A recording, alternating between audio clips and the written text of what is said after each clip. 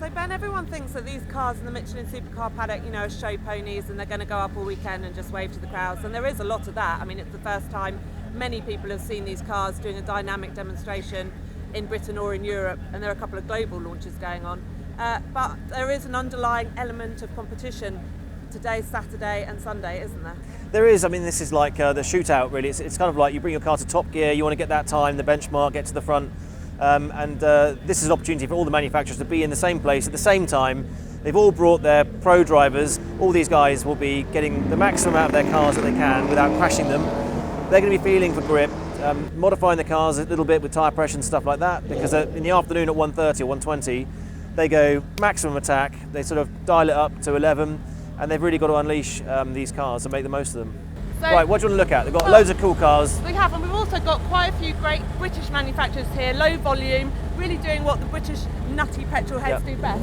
We've got from Xenos, who are based up in Norfolk, just round the corner from Lotus. Right. The E10R, which I drove for Goodwood not so long ago. Crazy little thing, but it just, you know, the British are really good at doing low volume niche manufacturing. It looks good. Is that a radiator just in front of the wheel arch there? Yeah, that's right. And also it's an unusual place to have it. Have a look at this. Come check it out. Very novel design, typical Norfolk. And they've got a little turbo which they've made no attempts to hide or dampen the sound of at all, because the customers just love it, sticking a turbo just behind their head. This one's driven by Ollie Webb. He's just come back from racing in Le Mans, and you can really see what this thing's built for. It's like it's a racing car for the road. You can see all the dampers and shocks and all the gubbings. Get in here. What's it like? Fast. It's fast? Really fast. Yeah? Just needs to be faster than that thing going up the hill. So you're here to do the time attacks, aren't you? You're doing exactly. you're going for the record, you're trying to beat everybody else. And how, in terms of competitiveness on times, how close are you to the fastest? Well, last year we were what seemed like unofficially the fastest, because we weren't in the time when we were in first line, so we're hoping to be in the top couple. So I think it's between us three here. We're all similar weight and power, but we're all very different up the hill. One can take more grass, I have to stay on the tarmac a bit more, one has a bit more power out the corners, one has a bit more braking into it, so it's going to be really interesting.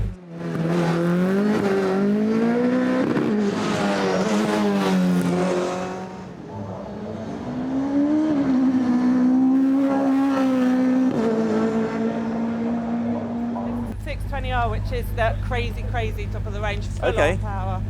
Well, the last one I drove was I drove the R500 with the sequential box. Amazing bit of kit. So this one now is probably more powerful, if that's possible. Far more Larry. Yeah, I love it the way most of the car is engine, and then there's these little wheels at the back and sort of a man sitting on top of it. Yeah. And the amazing thing with Caterham, because you sit so far back, it's almost like a Panos. When you start sliding, because you're literally over the back end, you really feel that pendulum. You're absolutely swinging around this car, but they're so well balanced. I did the Caterham Academy race series, and it's just such a great way to get it when you've got your lights and your ARDs, you've done everything, you've got out on the track. It's such a great way to learn about the parameters of the car. Yeah.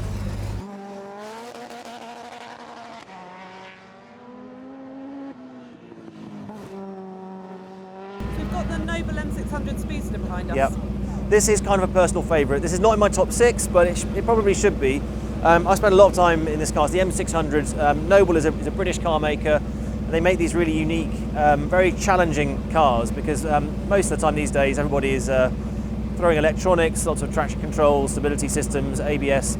This car has none of those things, but it has 600 horsepower from a turbocharged engine, and it's a really brutal surge of power. So it is only for the brave.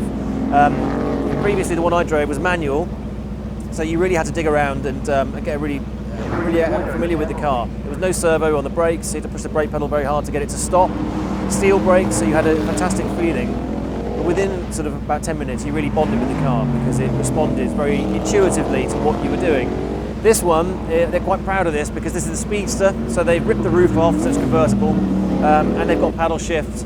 And being a turbo, and being the fact that they've trying to set a fast time, they've boosted up the turbo, they've wound that right up to 700 horsepower. So this will be very lively on the track, and it's going to be fantastic to watch. And it's in a really funky colour, so I quite like that.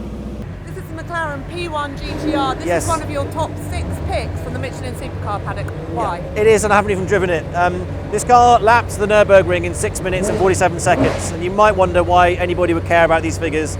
But it's, to put it in context, James Hunt, when he took pole position in Formula 1 in 1976, did a 7 minute and 6 lap. It's really amazing, and the technology inside these McLarens is really groundbreaking. So they use a hydraulic suspension system, so they're using fluids to rush across the car to provide support very, very quickly. That means that the car can, effectively, it's kind of active, semi-active, or is active in terms of how it can take the corners to sort of adjust itself to give it the maximum poise.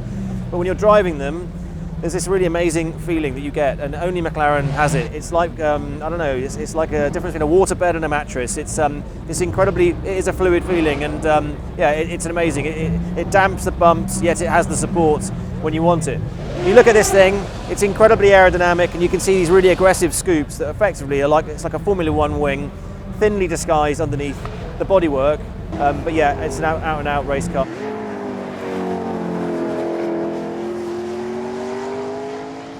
Now, everyone's marshalling to go up the hill already. Yep. So we're going to catch us all on the fly. Behind us, as with everything at festival speed, behind us we've got a little something from Aston Martin. Yep, so this is very noisy in a minute. There's a lot of horsepower about to go past us. This is the Vulcan. It's got about 800 horsepower. So for an Aston Martin, it's one of their hypercars. Peter Dumbreck recently took this to Le Mans just before the 24-hour race. They did like a demonstration, which is meant to be kind of casual sort of passenger rides. And he casually did about 196 miles an hour around the Mulsanne Straight and around the back of the track. So I'm sure that gave them something to remember. But yeah, so it's an amazingly powerful car, and we're going to see this, doing its stuff, strutting its way up the hill.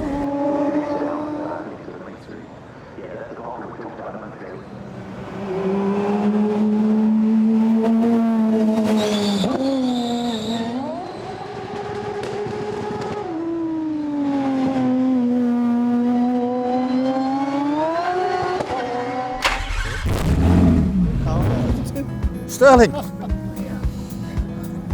to meet you. This is unbelievable. What a lovely man.